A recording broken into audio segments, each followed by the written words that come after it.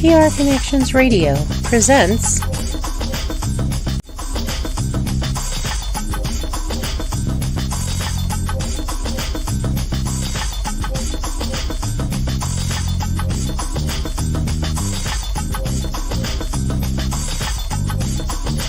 PR Connections Radio presents the Love of Business podcast.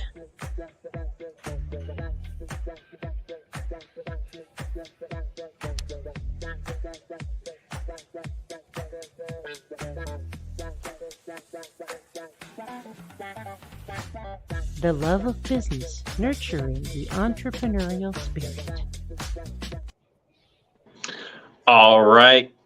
So you are watching the Love of Business podcast. I'm your host, Davin Sundvick. Joined with me today is Edgar Rodriguez and Arianna Perroots.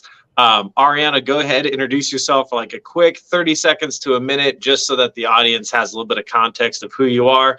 Then I'll introduce Edgar will introduce himself. I'll introduce myself last, and then we'll kind of go on from there from our first questions. Okay, sounds great. So my name is Arianna Perroots, and I am the owner of Doorstep Music Lessons.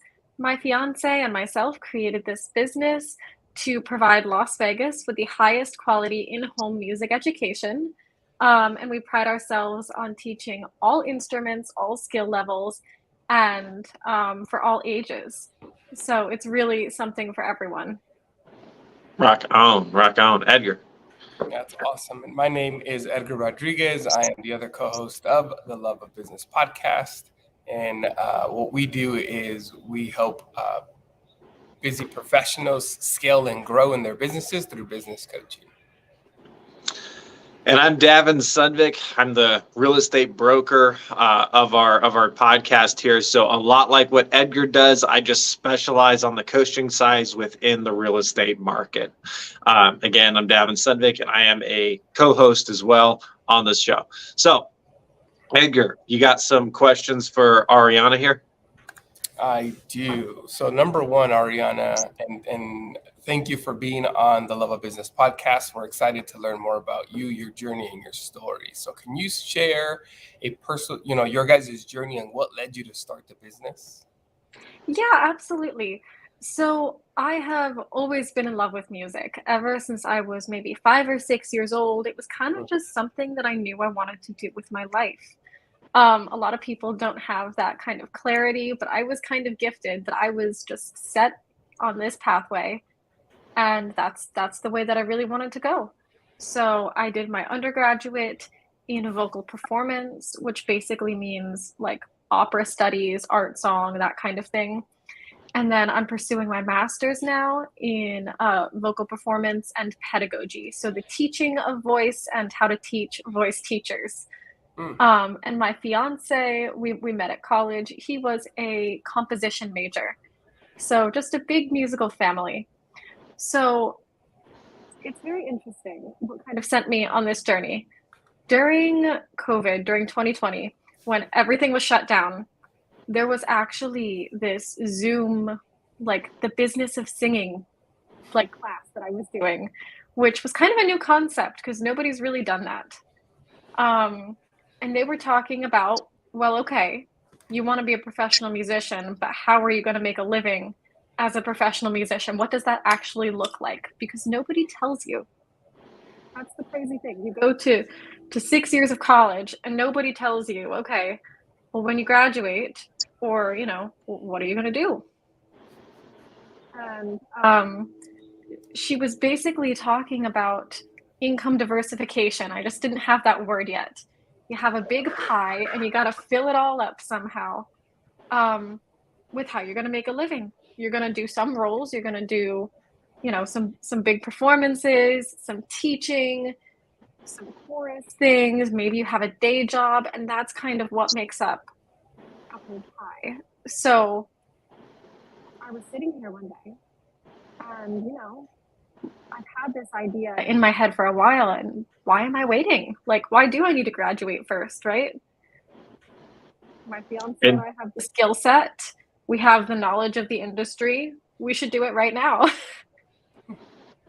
yeah, I love that like take action kind of mindset because I was one of those kids in high school, right? I was involved in like every different thing. But then once I got into college, like I had to just like quit so many things that I was average at and just do like a few good things, you know? And the sooner you get started as, you know, as an entrepreneur, you just have more time to gain experience. So yeah, in my opinion, there's no reason to wait to start a business, right? You can start at any moment in time, on a shoestring budget or on a big budget, and at least make progress, right? And you'll never lose out on the experiences that you'll learn along the way. So I love that mindset that you had there to get started early. That's cool. Thank you you. also hit on something really important, and this doesn't just echo with what your industry is, Arianna. This is in business in general, right? Is that income diversification, and how are we going to make money? How are we going to pay the bills, right? And then you have to set like the bar. What does that look like? Knowing what your break even is, what does it cost to run the household? What does it cost to run the business, right? Because you have two different, but when you guys are first starting, it's learning all those fundamentals of business. And that's what makes, the love of business such a great podcast, is that we get to learn from one another and other, guests that have been on the show, and they share, how this passion for business has affected their day-to-day life, right? So that's actually my next question, is how has this passion for your business affected your day-to-day life? It's made it very busy. But it's also been really wonderful. I mean, I've started networking, I've started meeting people in the community, and I've realized that there's an even greater need for my service and for music education in the community than I even realized initially. Mm-hmm. Yeah. You made a phrase that I don't know. I don't want to say I have a pet peeve about it, but you say you're really busy. Everybody's equally busy. Some of us are just more effective with our time, right? So really what you're communicating to the audience is being an entrepreneur has made you more effective with your time, huh? Yes. Awesome. There you go. Yeah. It's just a joke, by the way. Yeah, I get it. We all, as soon as we get a business, man, like it's not the same as a day job, right? You have different levels of responsibility. Oh yeah. It's learning how to manage, right? Is our day-to-day life plus our business life plus what we enjoy, right? And there's a lot of fires that can happen throughout the day. It's just learning how to manage those, how to delegate those is what Davin was alluding to. Arianna, can you describe a challenging moment in your guys' business journey, and how has your passion helped you guys overcome this? Well, I would say that one of the challenges that that we're facing is just getting ourselves out there. We're still a pretty new company, so I feel like most people don't really know about us yet. So the biggest thing that I'm overcoming is being a little bit shy. Just a little bit. I'm good at talking to people once I do it, but just kind of getting over that hurdle and saying it's okay, I can do it. I can make the connections, and I think that just kind of putting myself out there has been really wonderful and has brought some success to our business so far. Yeah, that's one of my favorite topics, right? Is the obstacles of networking, and one of them is what you just talked about, right? Is like how do I break in? How do I get the conversation going? Because most of us, once we're in conversation, we're comfortable. But it's that initial icebreaker, right? And something that I've used in getting people excited and trying to learn more about them without asking them the one question that we all hate to answer is, what do you do, right? Because if you go to a networking event or you go to a social gathering, you're going to get asked that question multiple times. So what are different ways of asking that question, right? And for me, the one that I like to lead with is, hey, Arianna, what are you most excited about in 2023? Right? And that gets them excited about what is actually happening in their journey right now. Or, hey, how was 2022 and what are you looking to change into 2023? Right? Or, hey, have you thought about where the business is heading in 2024? Right? Because we're at the halfway point. We're in July. So now we have to start thinking about what does 2024 look like? So getting those type of questions gets people really thinking like, oh, wow, she asked really good questions. Never been asked those questions. Yeah. That's a Or really you're good just, question. yeah, or you're just not like asked that question very often. Yeah, and so what happens is because you don't get asked it too often, you become that person that's associated with other high-level people in their network. And they're like, "Oh dang, like this person reminds me of this other person I really respect." So you kind of get to kind of borrow that respect from that other person, by standing out and being different. So, yeah. Yeah, it all works though. I mean, it's all sharpening the axe too. Like you got to get started. I think Edgar can agree with me. Like the number one thing with salespeople, right, and trying to get them out there is they're trying to sharpen the axe and trying to get the perfect pitch going and all that kind of stuff. And I'm like, all right, but you've never said it to anybody, so you've never made a mistake. So you got to make more mistakes before you can worry about fixing them. So Yeah, but yeah. and to echo what Davin said, right, is trying to narrow down that perfect pitch. To me, I don't really look at it as a pitch of more of like, what value do I bring to the table, right? So think about your college journey, everything you've been through in life. You're going to have something in your story that's going to resonate with someone, right? And that's where you find commonalities, right? Like if you've traveled and you've been to a destination that somebody hasn't, or you've been to a destination that somebody has, right? So you have that instant synergy. So for me, I'm always looking for things that, how can I relate to this person, right? Whether it's sports, it's food, right? Food is the most safest subject that you could just divert into a whole nother, bring it back to business, right? In bringing that, like, hey, why do you enjoy these restaurants? How often do you get to enjoy them? If you can change something in your business for you to be able to dine out like that more, what would that be? So it's knowing how to maneuver the conversation to drive it back towards business or to get it to where you want to get to, right? And it's just like Davin was talking about, right? Iron sharpen iron. And that's hanging around people who have been out there, know what they're doing when it comes to building those relationships, right? And getting that exposure that the business deserves. Because for me, I really enjoy what you guys are doing, because I was a music kid growing up myself, right? When I met you at first, I was telling you, this is something that my daughters, a path they want to head towards. I know one for sure. The other one is too young to tell, but at the same time, even though she's really young, it doesn't hurt to get her started at that age. Absolutely. So leads to my next question is, Arianna, what role does your business play in the community, and why is the aspect important to you? Well, I think that doorstep music lessons is playing a really big part in the community right now. Currently, we're working with several charitable foundations. We are partners with Children's Heart Foundation of Nevada. And that's a really important cause to me because my little sister actually has a heart condition. So Children's Heart Foundation has been really near and dear to our family. And being partnered with them, we're able to help make donations for them to further the research into heart conditions and to be able to make kids and members of their family just very happy when you have a difficult situation. So that's one way. And then another thing is that we are currently partnering with another organization called Notes for Notes. And I don't know if you know, but Rob Lacey works with them.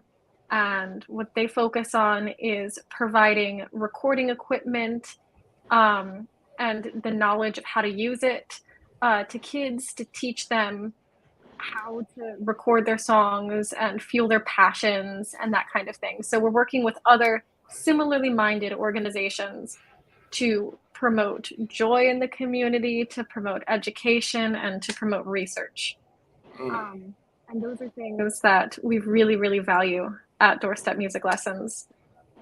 Now you stick with those two things right there and you'll pull on a lot of heartstrings, right?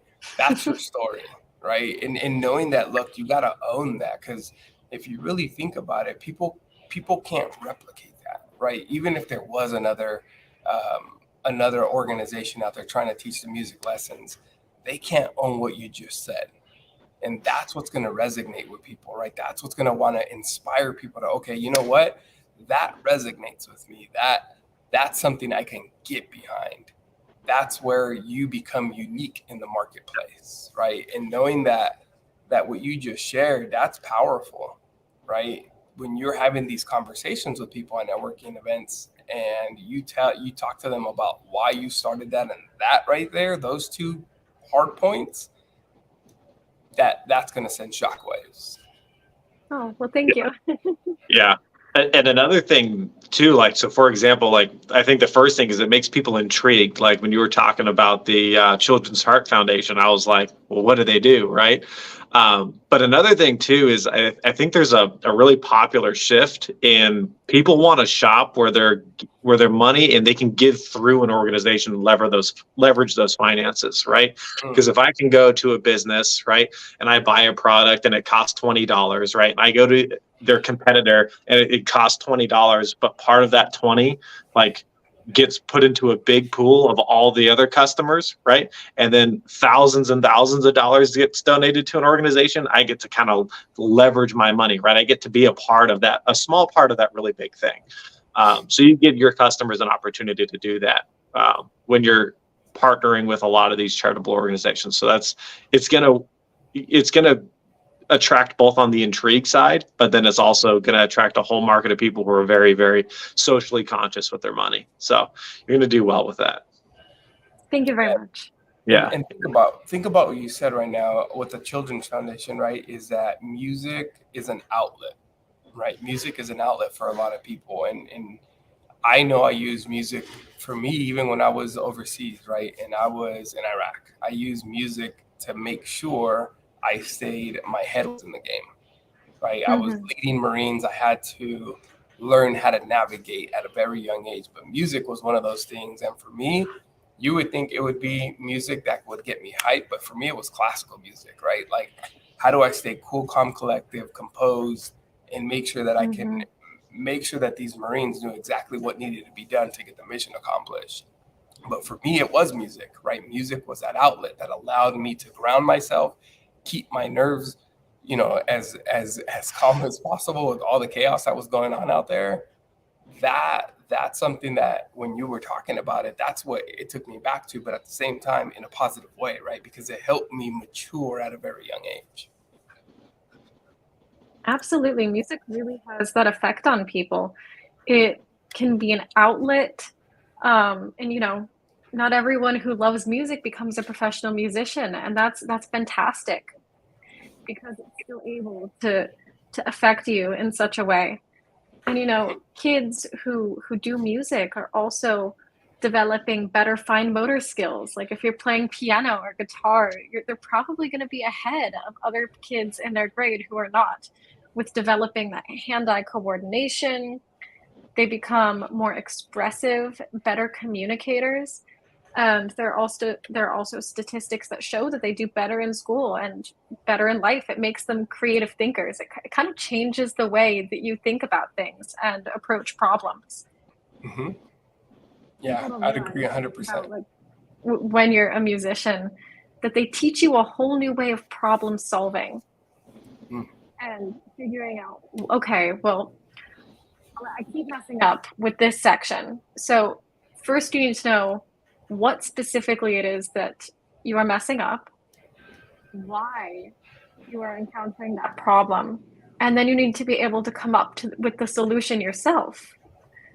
So it's kind of creating that step-by-step process can really help people learn how to work through a whole lot of different problems too that aren't, as you're 14 and 15.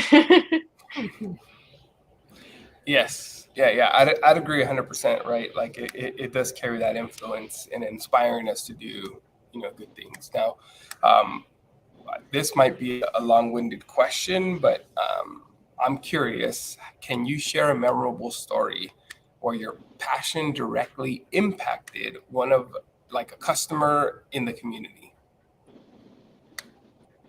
Yeah, absolutely. So, let me just think about it for a minute. Sorry. Can you share a memorable story where your passion directly impacted a customer or the community? Yes. So there is this new customer that we have just taken on at Doorstep. And, over the phone, she was telling me a great story of loss. And it was very, very sad. It's interesting the kind of things that people will open up to you about. Sometimes I feel like connections are just meant to be sometimes. And, her son had just lost their father, which was really, really sad. And their father loved to play guitar. And so, he wanted to take guitar lessons for himself and kind of as a memory to his father.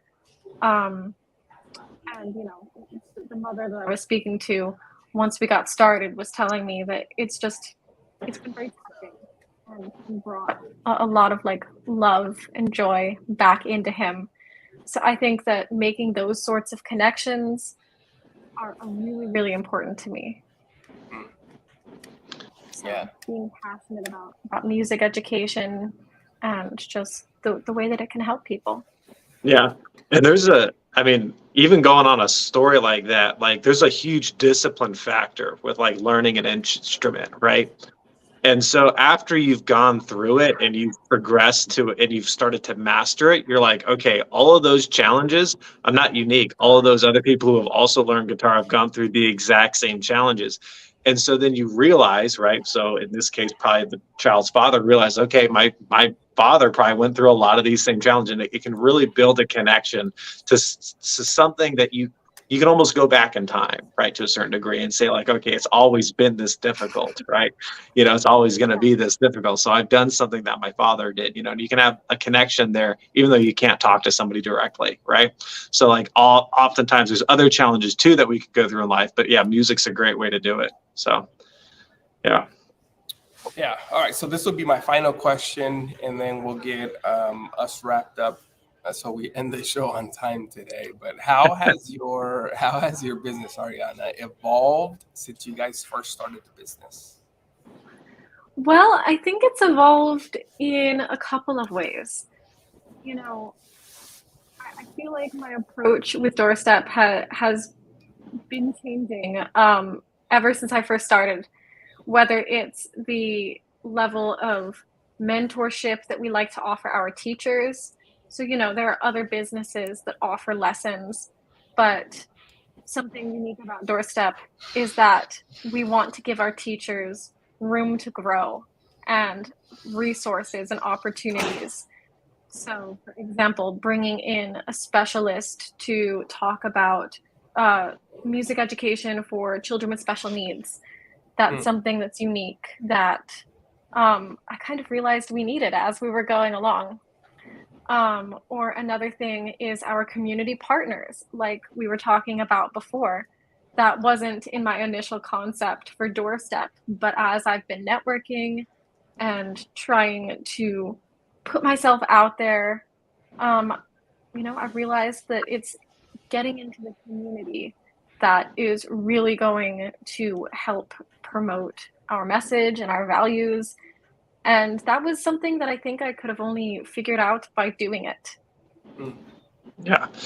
I love what you did when you were talking about how your teachers needed additional resources, and so you brought in another expert, right? You don't always have to be the expert. I think a lot of business owners fall into that trap that they got to be the expert on everything, because sometimes there's somebody else. And all you got to be is the source of the source, right? You don't have to be the end source. You don't have to be the end person, right? You just have to know how to source things a lot more efficiently than other people. So that creativity is something that's a really good like evolution in your business, and it's a sign that your business is probably going to be a lot more agile than other businesses. So good on you for doing that. That's cool. Thank you. I'll echo what Davin said, because if you really think about it, and this is a challenge for a lot of business owners. So you literally took the words out of our mouth, because it's refreshing to see, right, that most business owners are intimidated by bringing in better talent. But if you think about the billion-dollar giant companies, They source the best talent. They source talent that's better than them.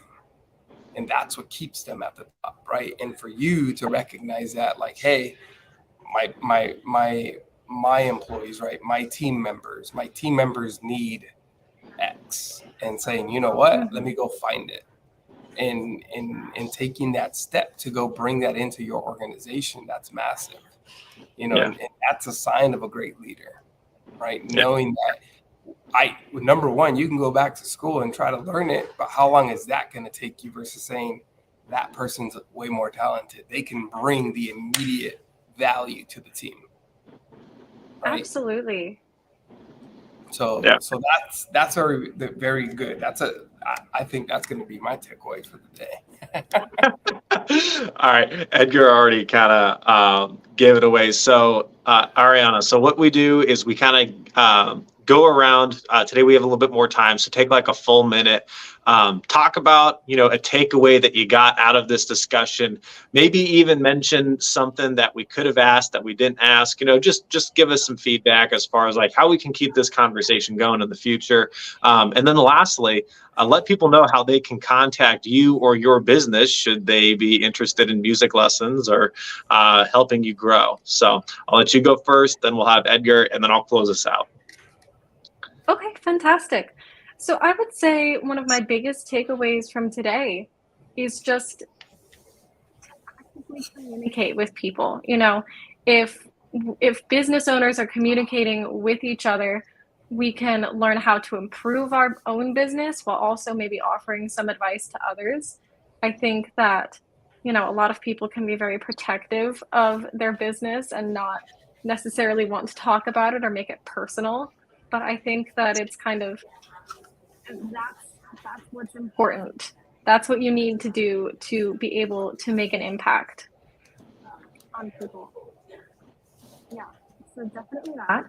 And then I guess just another aspect that maybe we could talk about in the future would be like the growth that our students see after a year, the milestones. Like what does it look like after a month, after 6 months, after a year of lessons, and kind of like the longer term impacts of that on people. Just all right, so talk really a little bit more about the results. Yeah, absolutely. All right, I can relate. And then how can people contact you? Yes, real quick. Yeah, how can people contact you? If people want to contact me, you can find our website, doorstepmusiclessons.com. You could also send me an email at info@doorstepmusiclessons.com. And I'm also on social media, Facebook, Instagram, LinkedIn, all the things. You should have no problem. Good deal. Awesome. Well, I would say for me, you gave away some very valuable information, and I really hope the audience gets some really good insight, because you shared some powerful things. Number one, you shared your story, right? Knowing what foundations are near and dear to your heart and why.